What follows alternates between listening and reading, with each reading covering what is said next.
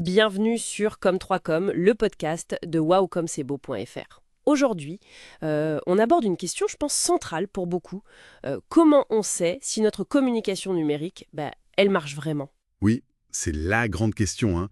Comment passer de l'impression subjective à quelque chose de tangible, de mesurable? Exactement, parce qu'on est vite noyé sous les chiffres, les stats.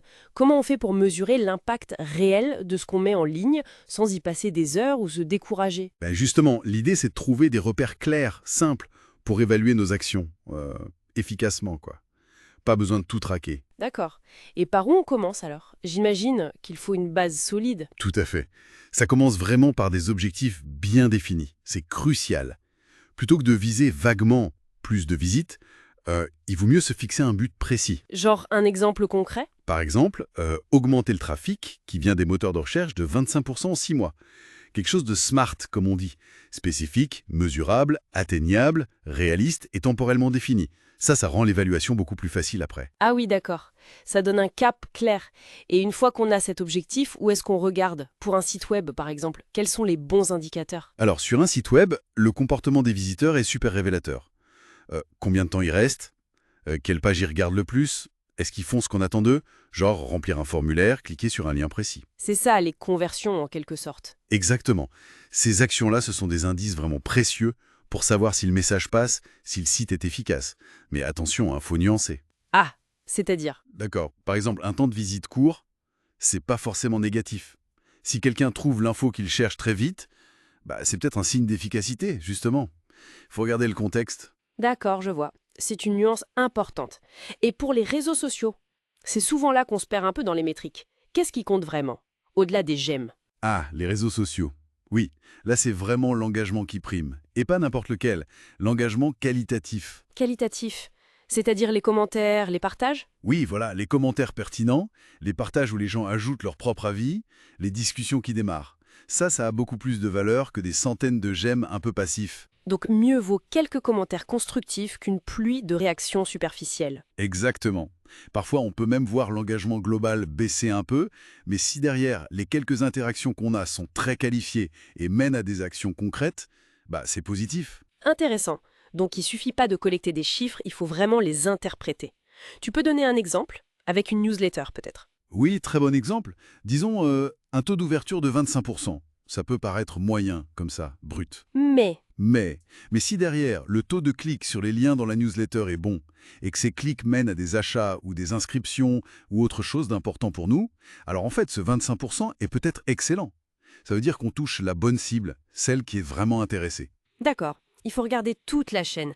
Et comment on fait pour y voir clair, pour pas se noyer justement? Des astuces méthodologiques? Oui.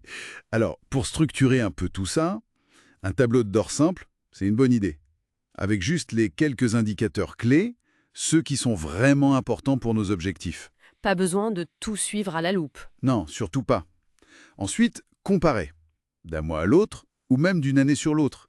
Ça permet de voir les évolutions, les tendances, les effets saisonniers peut-être. Et ne pas oublier le qualitatif, j'imagine. Ah oui, c'est essentiel. Les retours directs, les commentaires, les messages, ça donne du sens aux chiffres. Ça explique le pourquoi. Logique. Et toute cette analyse, elle doit servir à quoi au final? À ajuster le tir.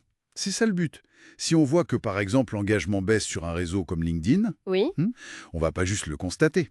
On va tester des choses, essayer d'autres formats de posts, publier à d'autres heures, changer un peu le ton. C'est une démarche d'amélioration continue. Observer, analyser et puis adapter, petit à petit. Et il y a des outils pour aider, j'imagine? Bien sûr, Google Analytics pour le site web, ça reste un classique. Les plateformes de réseaux sociaux ont toutes leurs propres statistiques intégrées, souvent assez détaillées. Et puis il y a des outils pour gérer ses publications, ses emails, qui centralisent certaines données. Mais bon, l'outil fait pas tout, hein. Le plus important, c'est de savoir quoi regarder. D'accord.